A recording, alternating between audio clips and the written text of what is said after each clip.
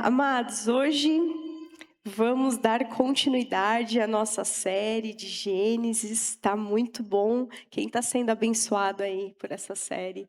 O Senhor tem me ministrado muito. E que bênção. Então, eu vou pedir a gentileza para você abrir a sua Bíblia no livro de Gênesis, capítulo 21. Aí você que for encontrando, pode se colocar de pé para nós lermos juntos. E se você não trouxe a sua Bíblia, não tem problema, você pode acompanhar com a gente no telão. Gênesis capítulo 21, leremos do versículo 1 ao 7. Amém? Todos encontraram? Quase todos? Legal, vamos lá então. O Senhor foi bondoso com Sara, como lhe dissera, e fez por ela o que prometera. Em algumas versões diz, o Senhor cumpriu a sua promessa. Versículo 2, Sara engravidou e deu um filho a Abraão em sua velhice, na época fixada por Deus em sua promessa. Em outras versões diz, no tempo determinado por Deus. 3, Abraão deu o nome de Isaque ao filho que Sara lhe dera. Quando seu filho Isaque tinha 8 dias de vida, Abraão o circuncidou, conforme Deus lhe havia ordenado. Estava ele com 100 anos de idade, quando lhe nasceu Isaque, seu filho. E Sara disse, Deus me encheu de riso, e todos os que souberem disso rirão comigo. E acrescentou um pequeno poema aqui. Quem diria a Abraão que Sara amamentaria filhos? Contudo, eu lhe dei um filho em sua velhice. Amém? Feche seus olhos, vamos orar. Pai, obrigada pela tua palavra, obrigada pelo teu Espírito que nos revela a tua palavra, que ministra os nossos corações. Nos colocamos diante da tua presença mais uma vez nessa manhã e pedimos, Senhor, ministra-nos, fala conosco, ministra os nossos corações, nos convence, nos vence nessa manhã. Nos consola, nos encoraja.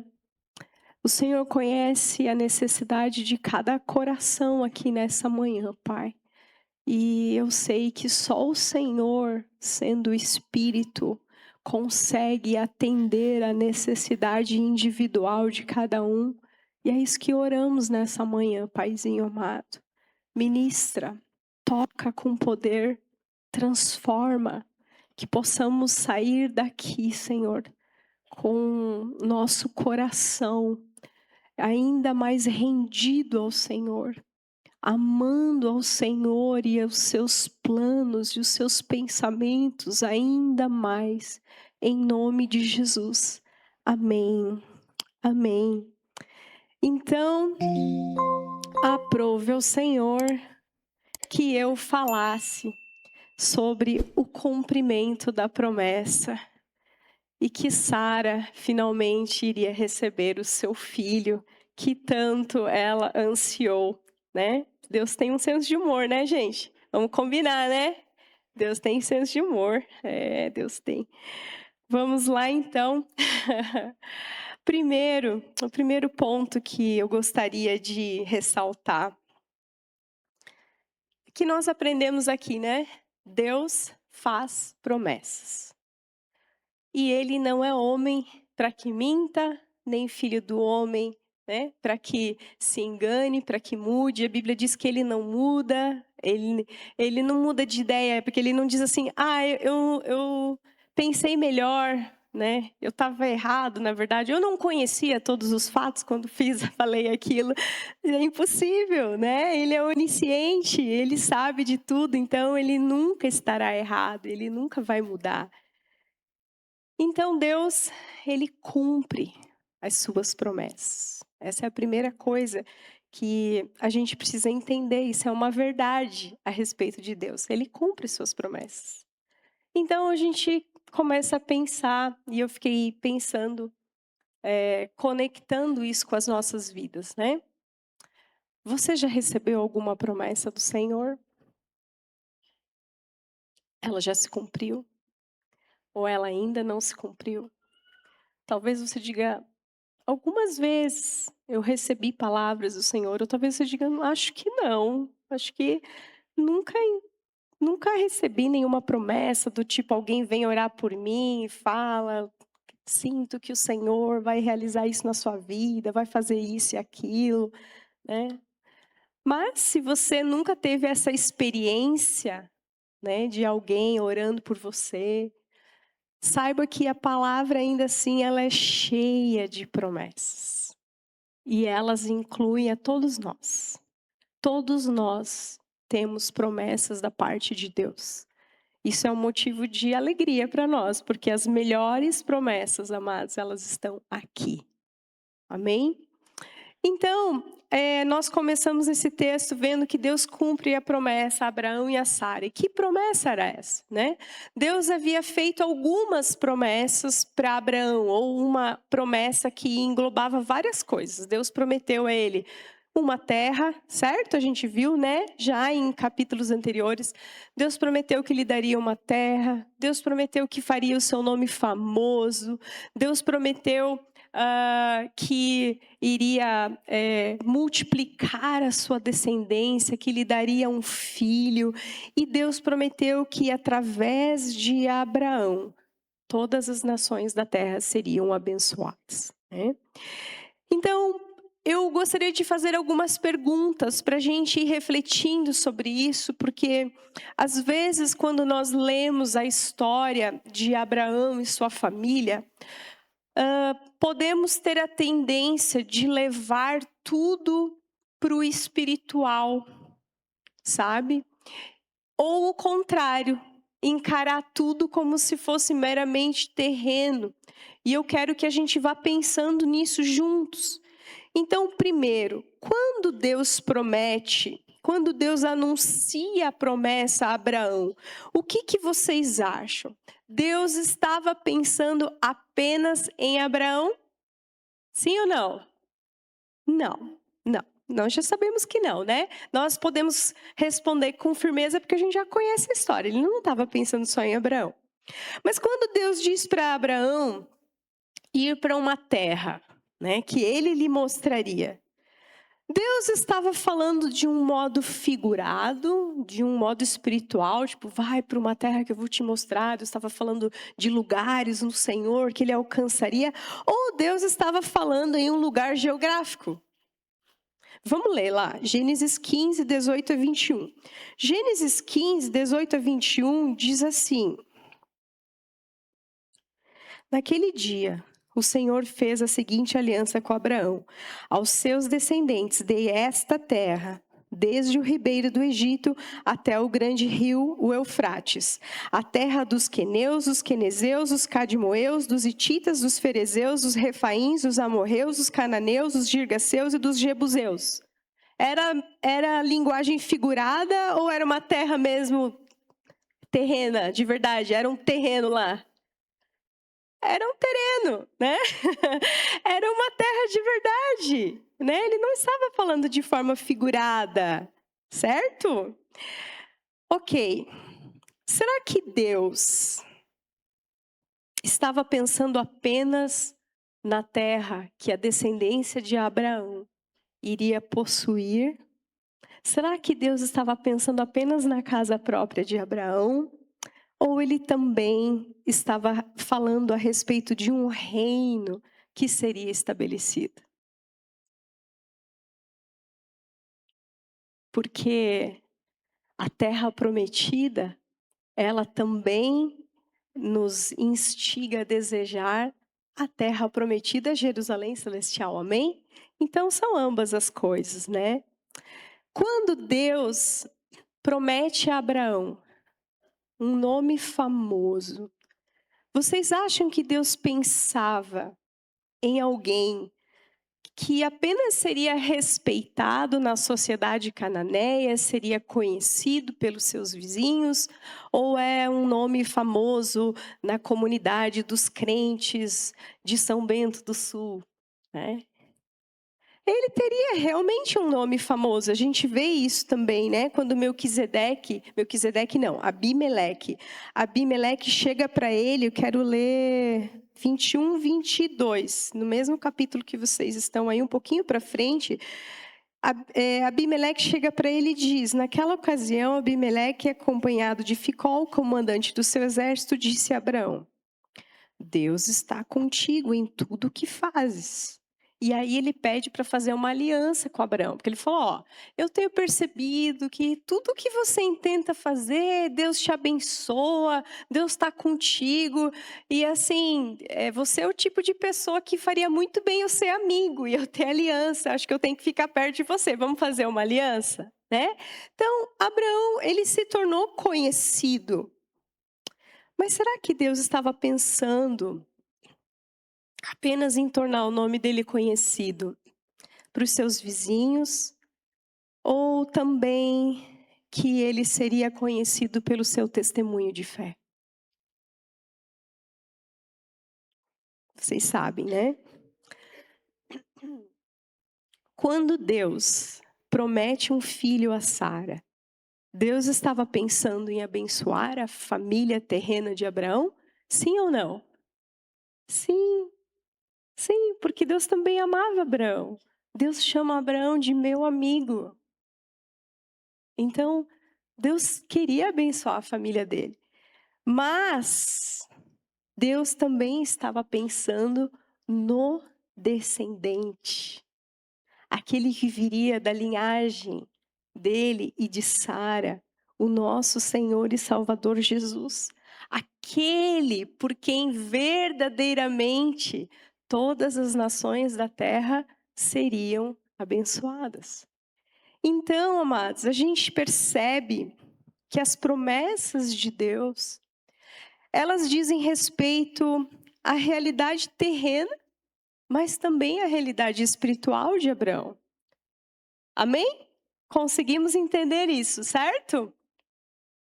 Não pensemos que Deus, esse é primeira ênfase que eu gostaria de dar aqui. Não pensemos que Deus, por ser espírito, ele não se importa com a realidade das circunstâncias humanas, com o que acontece conosco, humanamente falando. Ele se importa, queridos. Sabe, porque às vezes quando a gente lê a história desses grandes homens de Deus, a gente pode ter a impressão de que o Senhor só está preocupado com o nosso espírito, com o nosso destino eterno, com o nosso caráter. Realmente Deus está preocupado com isso, mas não é só isso. Foi Ele quem nos fez humanos. Senão Ele teria criado somente espíritos. Certo ou não? Ele nos fez humanos. Ele nos fez de carne e osso. Ele nos fez sentindo fome, né? Ele nos fez assim. Então, ele se importa com as circunstâncias da nossa realidade humana. Deus se importa com a nossa proteção. Ele sabe que nós somos extremamente frágeis. Nós podemos ficar doentes e não nos recuperar mais, não é verdade? Podemos descobrir uma enfermidade de um dia para outro. Nós podemos nos acidentar, levar um tombo bobo e podemos morrer engasgados. Olha como nós somos frágeis. Quantas pessoas temem pela sua vida, né? Faz um exame, morre de medo de pegar o resultado do exame.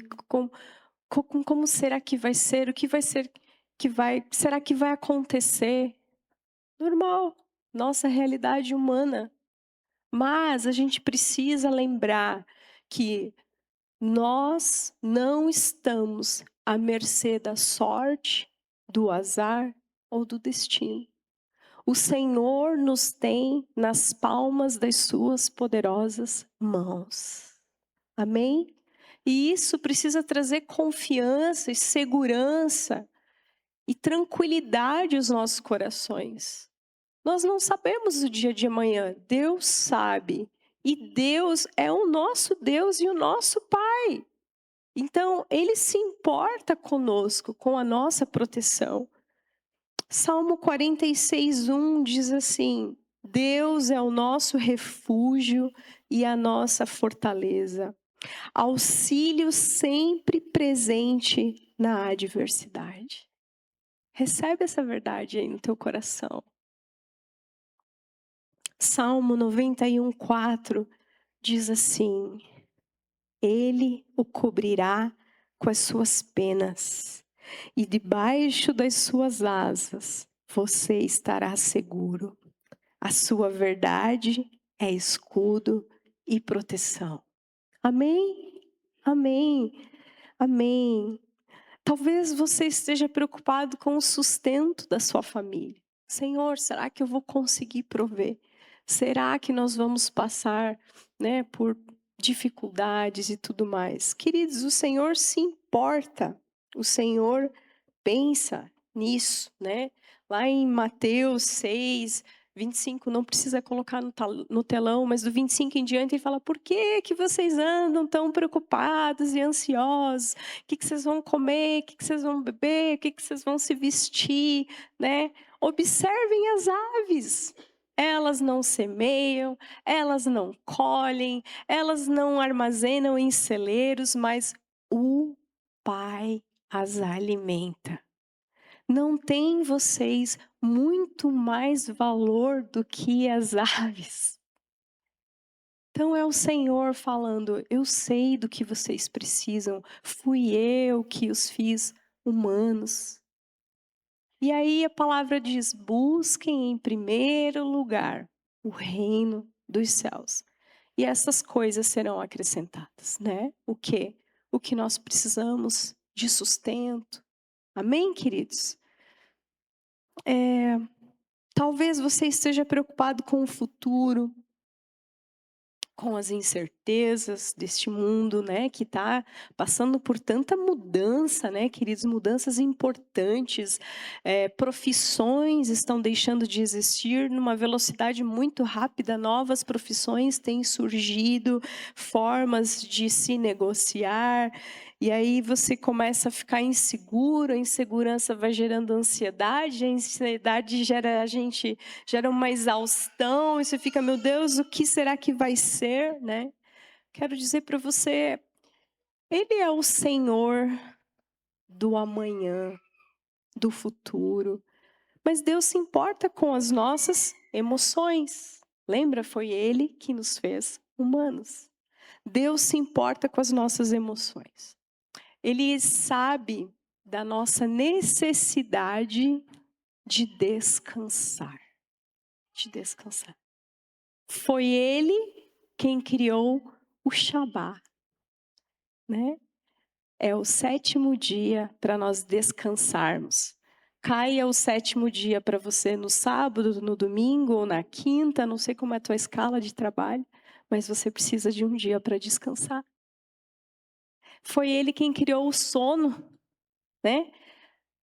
Todo mundo chega em um momento do dia que a gente cai que nem um saco de batata.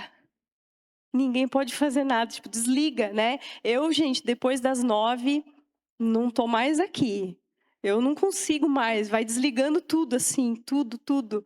E aí é o Senhor mostrando, você pode se esforçar, você pode estudar, você pode correr, você pode suar, mas vai chegar um momento que você vai cair que nem um saco de batata. Você aprender que você precisa descansar e confiar naquele que dá aos seus enquanto dormem. Esse é o nosso Deus. Esse é o nosso Deus, que se importa com a nossa realidade humana. Deus é maravilhoso. Isaías 41:10 diz assim: por isso não tema, pois estou com você. Não tenha medo, pois sou o seu Deus. Eu o fortalecerei e o ajudarei. Eu o segurarei com a minha mão direita vitoriosa. Olha que incrível isso. Talvez você esteja preocupado com o seu passado, consumido pela culpa, pelo pesar. Mas eu quero te dizer que há uma promessa incrível para todos nós em 1 João 1,9. Se confessarmos os nossos pecados, Ele é fiel e justo para perdoar os nossos pecados e nos purificar de toda injustiça. Deus tem um novo começo para todos nós. Não é uma promessa maravilhosa? É muito maravilhosa. Então, amados, Deus se importa com as nossas necessidades. Quando você estiver lendo a palavra, lembre disso, né? A gente costuma remar contra a maré aqui na igreja. O que é isso? A gente vê muitos ministérios falando somente sobre a realidade terrena, né? Não se preocupa, Deus vai te dar vitória, e Deus, né, vai fazer isso, vai fazer aquilo. E às vezes a gente precisa trazer um contraponto aí, falando que sim, o Senhor nos dá a vitória, o Senhor é conosco, mas Ele também nos forja no fogo, Ele também cuida do nosso caráter, Ele está preocupado com o nosso destino. Mas às vezes a gente fala tanto isso e a gente tem tanto medo das pessoas não se agarrarem somente às coisas da terra, que a gente precisa também falar sobre, sim, Deus encontra conosco nas nossas necessidades terrenas também.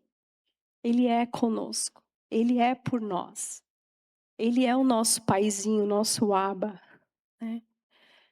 Enquanto eu preparava essa palavra, o Senhor me lembrou de uma experiência que eu tive muito marcante para mim, uns 2, 3 anos atrás. 2 anos atrás. Eu fui fazer uma videolaparoscopia, a segunda, né? E quando eu fui fazer a primeira, em 2016, eu estava tão, assim, despreocupada, sabe? Porque o médico falou, oxe, ela é tranquila, 3 furinhos, você vai lá, se interna, sai no mesmo dia ou no dia seguinte, é muito tranquilo. E eu estava muito tranquila, tanto que quando eu estava indo para o centro cirúrgico, eu pensei, meu Deus, eu estou indo, 3 pontinhos, mas é uma cirurgia, acho que eu faria bem se eu orasse. E aí eu lembrei de orar. Mas eu estava muito tranquila. E realmente foi super tranquilo, foi uma benção, foi rapidinho e tal. E aí eu precisei fazer de novo isso por causa da endometriose e tal. E aí marcamos. Eu pensei, já passei por isso, é tranquilo. Mas, irmãos, naquela semana, um pavor começou a tomar conta de mim. Uma coisa esquisita, um medo, uma sensação assim de que ia acontecer alguma coisa errada.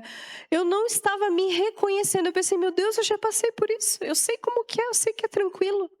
E nada me convencia, sabe? E aí, na madrugada, a gente teria que sair no dia seguinte, né, de bem cedinho para estar no hospital bem cedo em Curitiba. E eu estava preocupada porque, como eu estava com um plano de saúde diferente, dessa vez o Edu não ia poder ficar comigo no quarto. E eu não sei, eu comecei a me preocupar. E eu acordei de madrugada apavorada. Apavorada. Eu disse assim, Senhor, eu estou muito apavorada. E não importa o que as pessoas me digam, não importa o que o médico me diga, eles não conhecem a minha vida, eles não conhecem o futuro, o Senhor conhece. Se o Senhor não acalmar o meu coração, nada vai me acalmar. É o Senhor que eu preciso ouvir. Senhor, eu estou tão apavorada que se o Senhor não falar comigo, eu não vou amanhã de manhã. Eu não vou, eu vou ligar para o hospital e falar, vou ter que remarcar, eu não estou pronta. E eu estava assim. E aí eu acordei e eu fui orar, falei isso com o Senhor e abri a palavra e falei, por favor, Senhor, fala comigo. E aí eu abri no Salmo 121, 7 e 8. O Senhor o protegerá de todo mal, protegerá a sua vida. O Senhor protegerá a sua saída e a sua chegada, desde agora e para sempre. Nossa! Aí eu Saiu assim, né? Aquele peso. Ai, Senhor, era isso que eu precisava. Muito obrigada. Vamos lá, então. E aí fomos orando na viagem.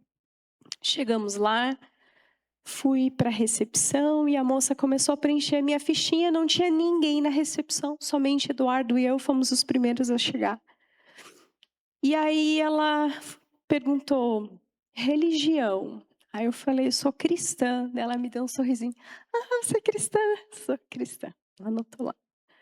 Profissão, eu falei, pastora. Dela, ah, você é pastora? Eu falei, sou. Daí ela anotou bonitinho lá, tal. Terminamos de preencher. Ela, pode sentar que eu já vou levar vocês para o quarto. Eu falei, tá bom. E eu senti que eu precisava continuar orando. E eu falei, preciso orar. Eu fiquei orando em línguas ali, baixinho, orando e orando. E daí chegava pessoas, ela preenchia as fichinhas, chegou mais pessoas e foi enchendo a recepção. E ela foi conduzindo todo mundo para o quarto, e eu, o Edu ali. E eu olhei para o Edu, olhou para mim, a gente não estava entendendo, e todo mundo indo para o quarto, e a gente ficou, só nós dois. Aí ela, pastora Sheila, vamos ter que refazer a sua ficha. Eu falei, os quartos da enfermaria lotaram, vou ter que te colocar num apartamento particular. Presente do Senhor. Aí eu lembrei, cuidarei da sua chegada e da sua saída. E eu fui para o quarto chorando já, né, sentindo a presença do Senhor muito forte ali. E realmente foi muito do Senhor, porque aquela noite eu passei mal. Eu passei muito mal, eu tive dor, eu precisei de ajuda do Edu para ir ao banheiro, porque eu estava desmaia, não desmaia, aquela coisa assim. Depois de cirurgia, Deus sabia que eu ia precisar do meu marido lá. E no outro dia de manhã, quando eu fui sair do hospital, veio uma nova enfermeira, não me conhecia, me colocou na cadeira de rodas. E ela falou, vou te levar até a saída, até o estacionamento. Eu falei, tá bom. E aí eu ouvi ela em cima aqui de mim, né? Eu na cadeira, ela me conduzindo, ela cantarolando um louvor. E aí o Senhor me lembrou de novo, eu vou cuidar da tua chegada e da tua saída, desde agora e para sempre. Esse é o nosso Deus, aquele que se preocupa com a nossa realidade humana. Isso não é maravilhoso, queridos? É maravilhoso servir esse Deus. Entretanto, nós vemos que embora Deus se importasse com as necessidades de Abraão como pessoa, queridos, como pessoa, Deus não pensava somente nelas, mas em que tipo de pessoa Abraão seria. Que tipo de pessoa Abraão se tornaria? Que tipo de pessoas, que tipo de vida ele e a sua família iriam reverberar na eternidade. Então, eu quero dizer que Deus também está interessado em que tipo de pessoas nós estamos nos tornando. Você sabia que a promessa feita a Abraão, ela é considerada o pré-evangelho? O evangelho em forma de semente? Gálatas 3, 8 e 9 diz o seguinte.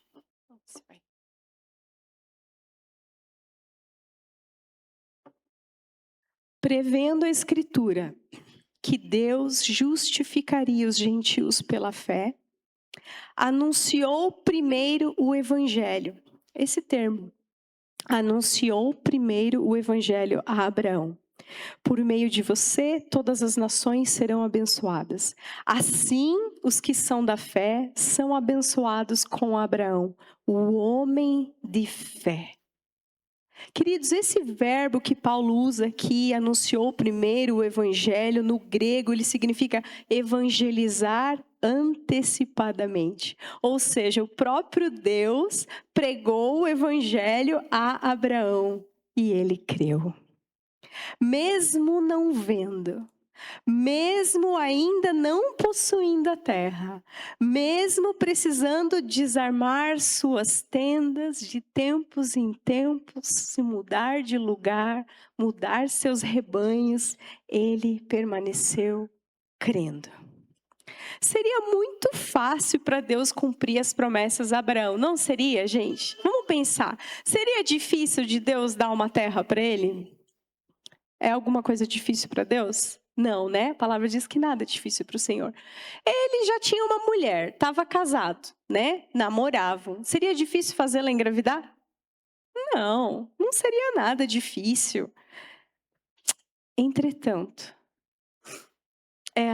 as promessas, não envolviam apenas a realidade terrena de Abraão, mas também as espirituais.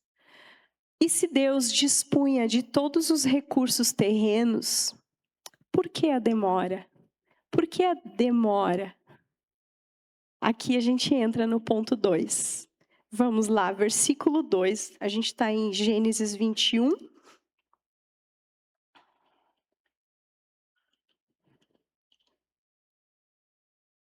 2. Sara engravidou e deu um filho a Abraão em sua velhice, na época fixada por Deus em sua promessa. Muito bem.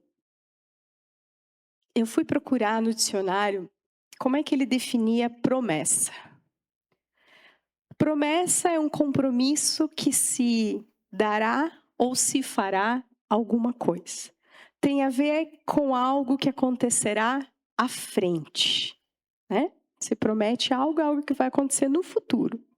Então, há um intervalo de tempo entre o seu anúncio, ou seja, a própria promessa, e a sua realização, o seu cumprimento.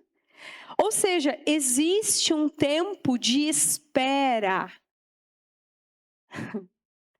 Abraão recebeu a promessa do Senhor aos 75 anos.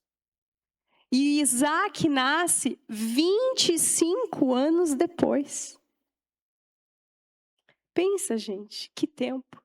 Não foram 6 meses, jovens, não foi 6 meses. Foram 25 anos. Você consegue pensar o que aconteceu durante esse tempo? Eu fiquei pensando nos nossos 16 anos esperando. Eu fiquei pensando, será que Sara teceu roupinhas para o seu bebê? Provavelmente, né, gente? Será que Abraão um dia olhou para um cajado e fala: meu Deus, esse cajado é muito bom, acho que eu vou guardar para o meu herdeiro? Será que ele guardou algum item de família? Será que Abraão fez um berço quando estava lá com uns 85 anos? Eu lembro que uma vez nós compramos um berço, né, amor? Eu vi um anúncio, um berço lindo, maravilhoso. Eu falei, não, nós cremos, vamos comprar. E fazíamos essas coisas porque queríamos provar para nós mesmos que nós tínhamos fé. Quantas coisas Sara e Abraão fizeram nesse tempo de espera? Será que alguma vez Abraão falou assim, sabe Deus, o seu tempo é perfeito, mas o tempo perfeito para se ter um bebê é na juventude, porque que disposição e saúde terá um casal de idosos? Não é verdade? Eu falei isso algumas vezes para o Senhor. Senhor, eu acho que o tempo perfeito está passando, que eu estou cansando.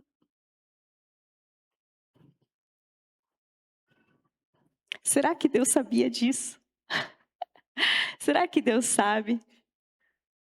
Será que ele poderia ter feito Sara engravidar antes, sim ou não? Mas a palavra diz que o menino nasceu no tempo determinado, quando tinha que nascer.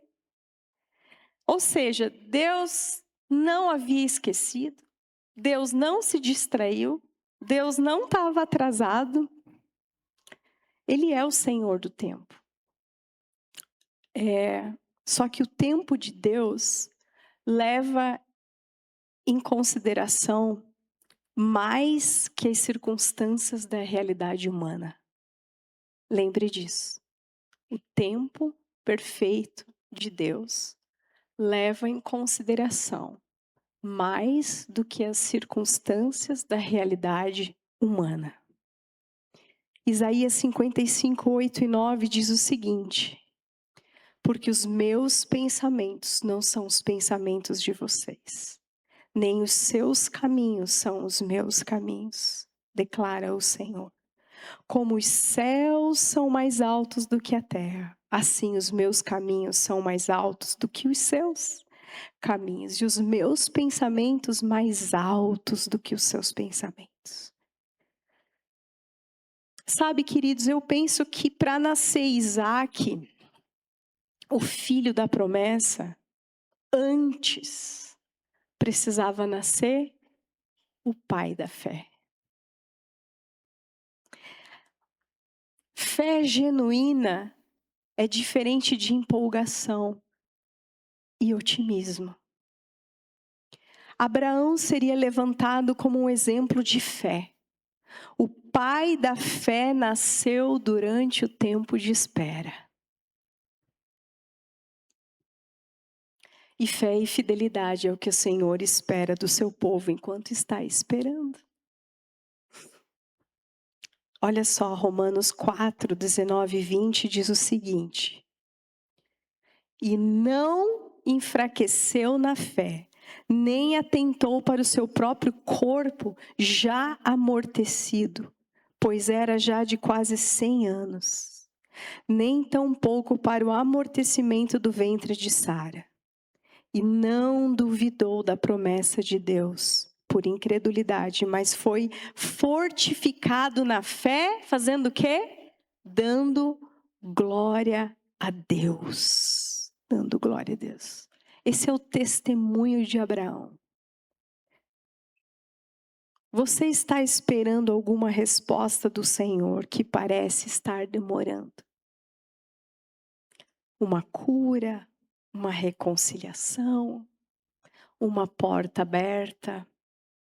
Como essa espera tem afetado a sua fé? Pense um pouquinho. Enquanto estamos esperando algo da parte de Deus, Deus espera algo da nossa parte, amados. A fé, ela não é nada teórica. A fé se expressa. A fé se expressa em rendição total. Você já se rendeu totalmente ao Senhor?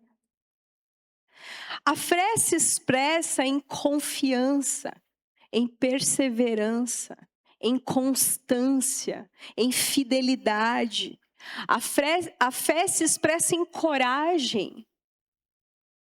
Coragem para não dar as costas. A fé se expressa o tempo todo.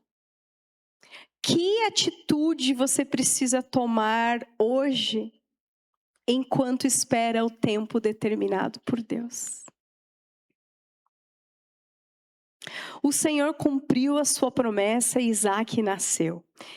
E é incrível quando a gente lê a respeito, ouve a respeito do cumprimento de promessas. E eu quero ler um trecho com vocês lá em Hebreus 11. Se vocês puderem abrir comigo, Hebreus 11. Se não, vai estar no telão, tá? Eu quero ler do versículo 1 ao 16. Rapidinho. Não sei se eu vou ler até o 16, mas diz o seguinte, versículo 1. Ora, a fé é a certeza daquilo que esperamos e a prova das coisas que não vemos. Pois foi por meio dela que os antigos receberam bom testemunho. Receberam bom Testemunho, guarda essa palavra, receber um bom testemunho. Pela fé entendemos que o universo foi formado pela palavra de Deus, de modo que aquilo que se vê foi feito do que é invisível, não do que é visível.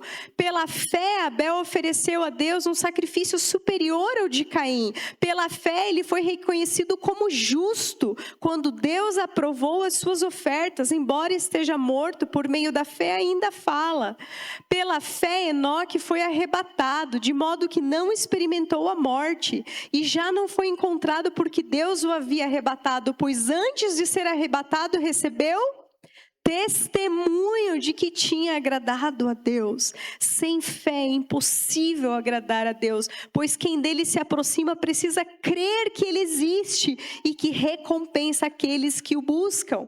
Aí, queridos, ele vai falar pela fé o que Noé fez, pela fé o que Abraão fez. Aí ele continua falando sobre Jacó, sobre José, sobre Moisés, e eu quero ir com vocês lá para o 32. 11:32 de Hebreus, diz assim: que mais direi? Não tenho tempo para falar de Gideão, Baraque, Sansão, Jefté, Davi, Samuel e os profetas, os quais pela fé conquistaram reinos, praticaram a justiça, alcançaram o cumprimento de promessas, fecharam a boca de leões, apagaram o poder do fogo e escaparam do fio da espada. Da fraqueza tiraram força, tornaram-se poderosos na batalha e puseram em fuga exércitos estrangeiros. Houve mulheres que pela ressurreição tiveram de volta os seus mortos. É incrível esses relatos. Você fica, meu Deus, como é incrível quando o Senhor age, quando o Senhor faz os milagres, quando o Senhor dá vitória, quando Golias cai, quando o leão não mata, quando o Senhor abre o mar. Isso é fantástico. É maravilhoso quando a gente ouve relatos e testemunhos de irmãos falando: nossa, eu estava passando por uma estação, por um momento tão difícil, eu não via a saída, mas de repente, da onde não existia porta, Deus abriu uma porta e foi assim que aconteceu, e hoje é uma bênção. Olha a vida que nós estamos levando, não é maravilhoso? É incrível, é muito bom, mas nem sempre. Porque às vezes a gente ouve os relatos e a gente fica, que legal, Senhor, por que você não faz aqui na minha vida também? Quem nunca pensou assim? Eu li isso, achei incrível no comentário Esperança, porque às vezes esses teólogos, eles comentam umas coisas que a gente pensa, alguém falou uma coisa muito legal que eu nunca consegui colocar em palavras, mas é assim que eu me sinto. A gente vibra, a gente fica feliz, na hora a gente pensa, Senhor, por que o Senhor não faz aqui também? Né? Mas ao mesmo tempo a gente pensa, não, mas se o Senhor fez, Ele pode fazer na minha vida também. Porque Ele é o mesmo Deus. Mas, e quando Ele decide agir diferente? E quando o mar não abre? Às vezes Ele tem outros planos para o cumprimento de sua vontade, de sua promessa. Preste atenção. Talvez ao invés de um testemunho de milagre, Ele esteja levantando um precioso testemunho de fé.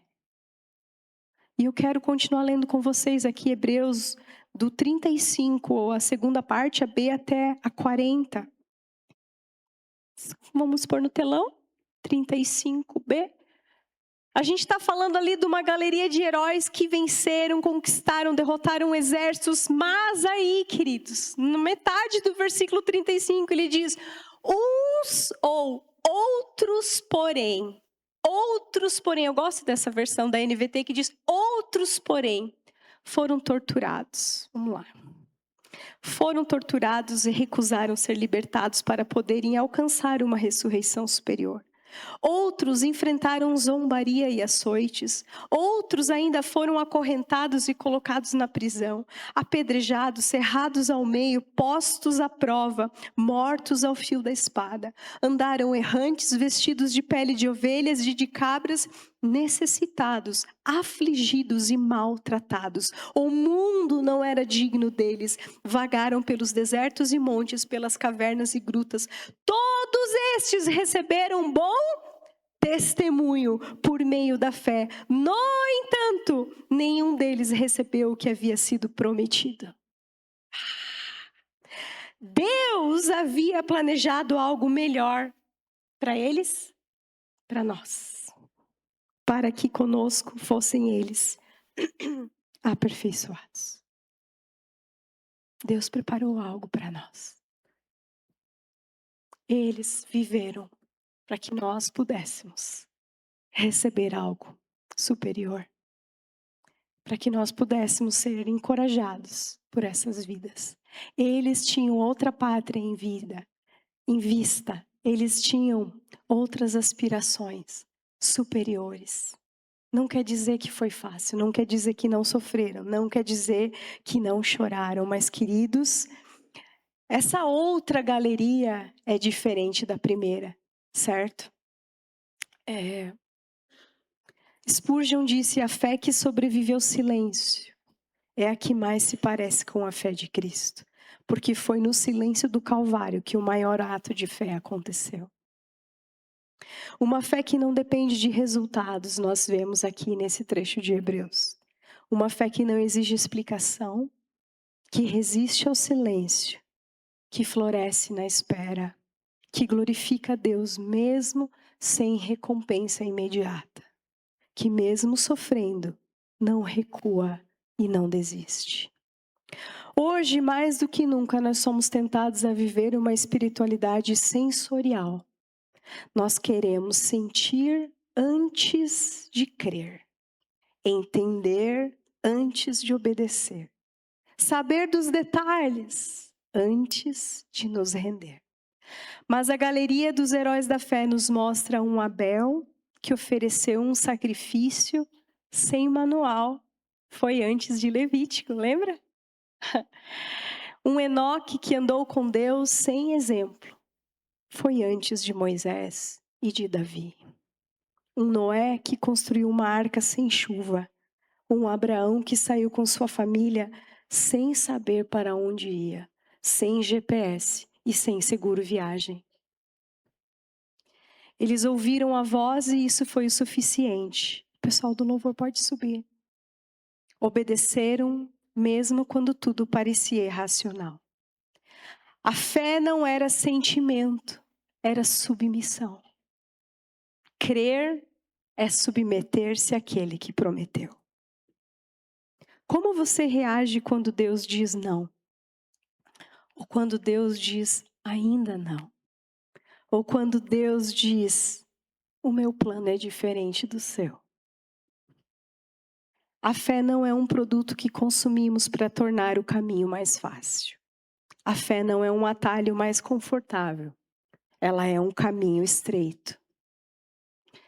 E é nesse caminho estreito, entre lágrimas, dúvidas, privações, dor e muitas vezes solidão, que o Senhor molda aqueles que irão compartilhar a eternidade com Ele.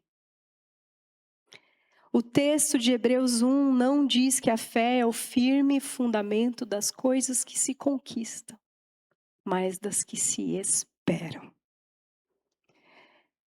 O verbo mais difícil da fé é o esperar. Mas há coisas dignas de serem esperadas. A fé verdadeira não se apoia em respostas, mas nas promessas. Quando o tempo passa e nada muda, é ali que ela brilha.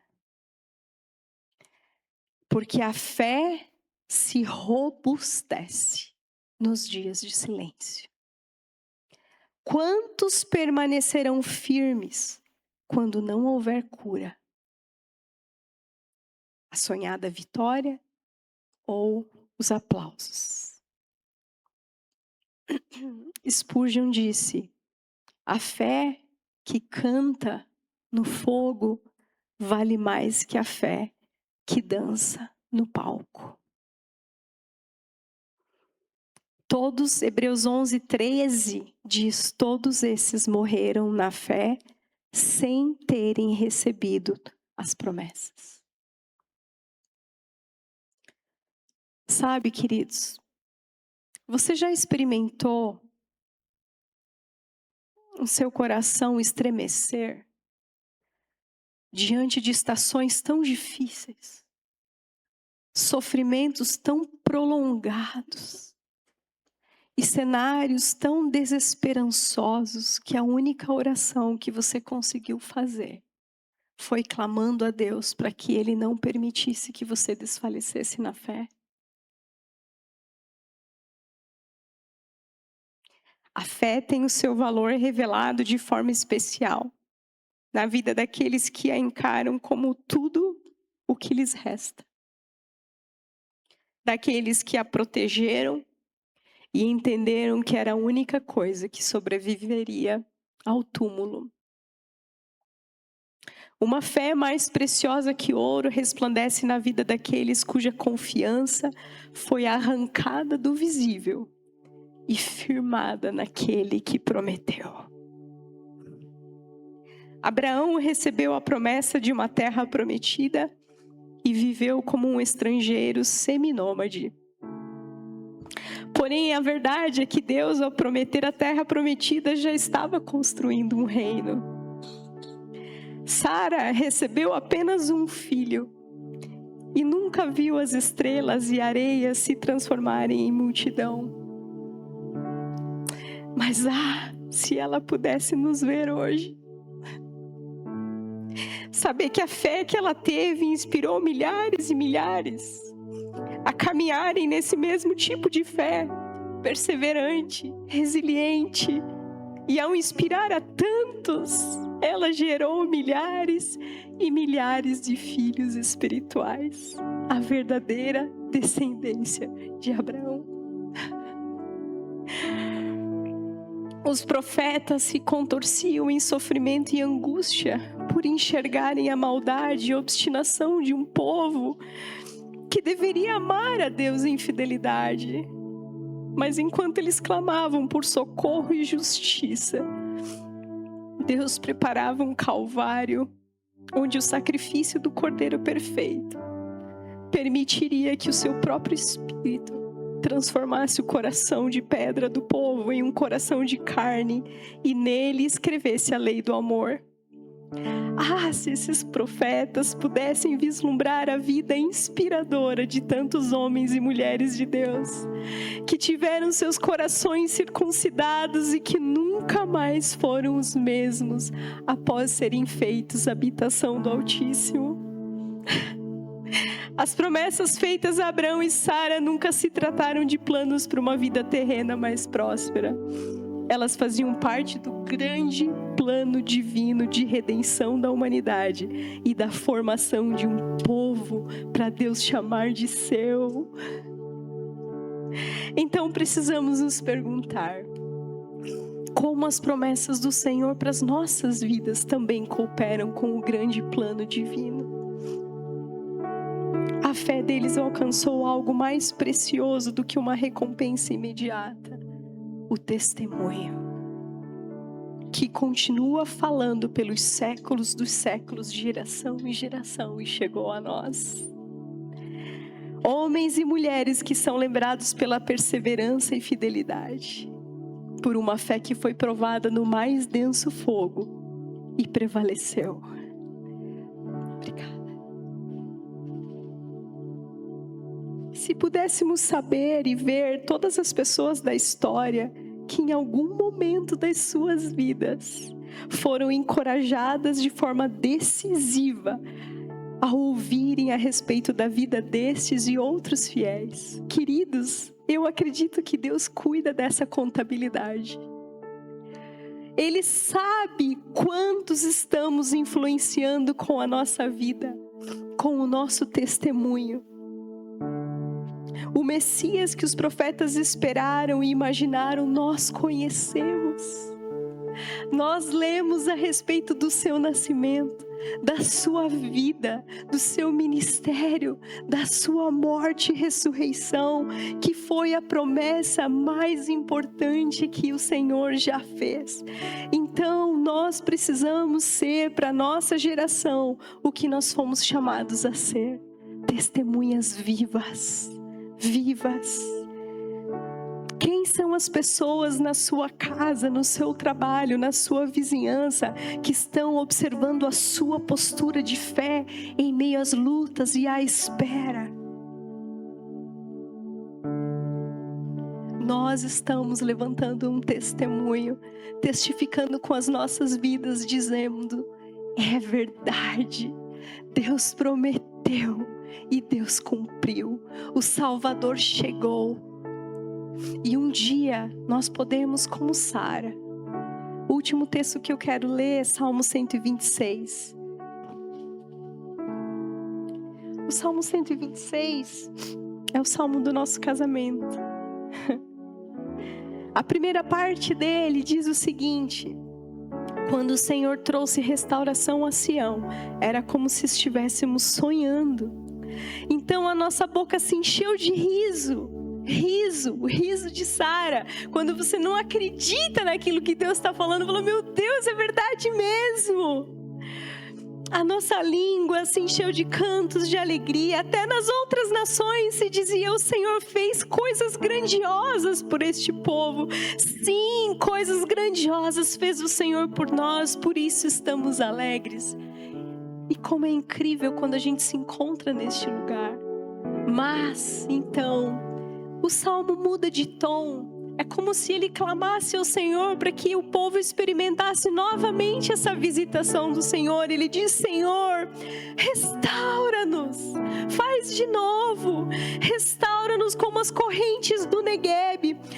Aqueles que semeiam com lágrimas colherão com cânticos de alegria. Aquele que sai chorando enquanto lança a semente voltará com cantos de alegria, trazendo os seus feixes. Um dia todos nós nos alegraremos assim, para todo sempre, de uma forma ou de outra. Amém? Coloque-se de pé, vamos orar.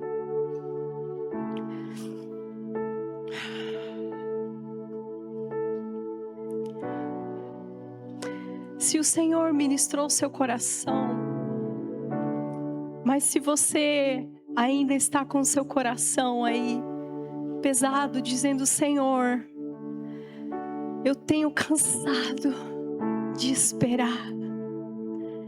Meu coração às vezes parece que vai desfalecer. Mas eu quero deixar esse testemunho de fé.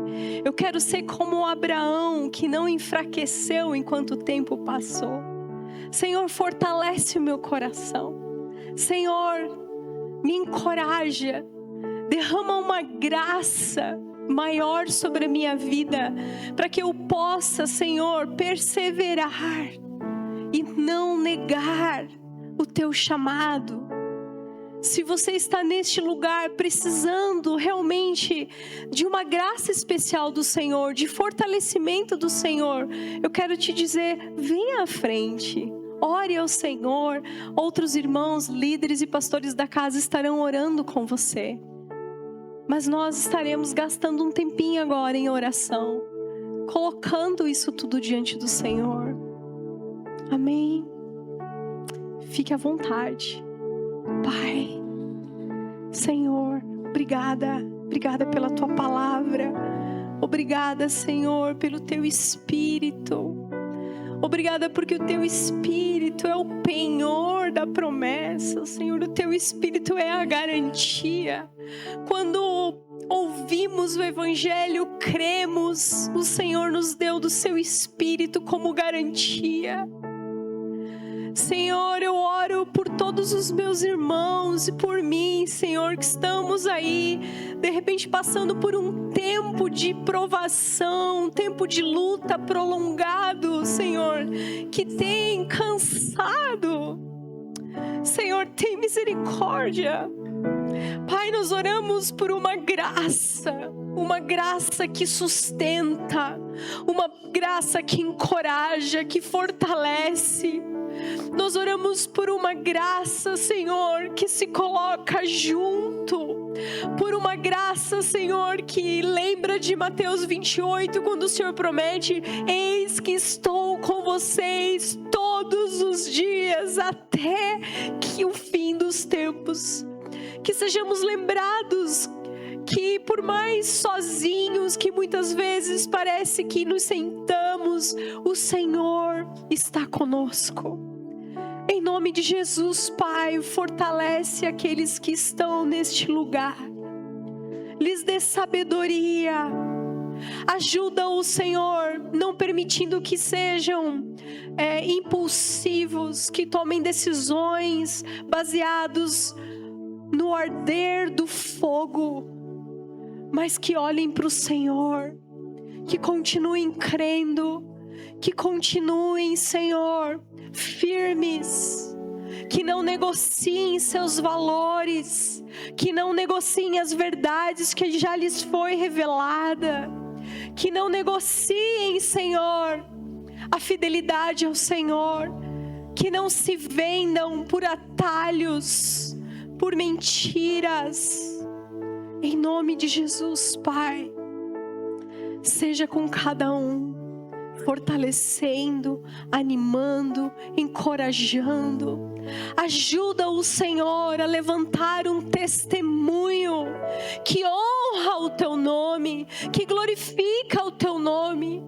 Ainda que aquela porta desejada não se abra, ainda que aquela cura não chegue, em nome de Jesus, Pai, nós sabemos que os Teus pensamentos são mais altos que os nossos, que os Teus caminhos são mais altos que os nossos. Em nome de Jesus, Pai, ajuda os meus irmãos, Senhor. De repente, se há alguém aqui nas cadeiras que não conseguiu ver à frente, mas o Senhor sabe o que tem passado, toca cada um também, Senhor. Toca cada um, Pai. Encoraja, fortalece, anima, revigora, Senhor. Em nome de Jesus. Para que a gente não envergonhe o Teu nome, Senhor. Em nome de Jesus. Amém. Queridos, eu vou fazer uma oração para nós nos despedirmos, mas o louvor vai continuar aqui. E se você ainda quiser uma oração, você fique à vontade para vir à frente, tá bom? Pastor, quer encerrar? Que posso? Amém. Obrigada, Pai, por esse tempo precioso na Tua presença, pela Tua palavra, Senhor, que é fortaleza nas nossas vidas. Obrigada, Senhor, porque Tu és um bom Deus. Os Teus planos são os melhores, os Teus planos são perfeitos. Ainda que a gente não entenda, ainda que não faça sentido para nós, nós decidimos confiar no Senhor, porque o Senhor é o santo, o justo. Tu és perfeito, Senhor. Ajuda-nos, Pai, nessa semana que inicia. Sê conosco, Senhor. Ajuda-nos, Pai, aqueles que estão sofrendo, aqueles que estão passando por dificuldade.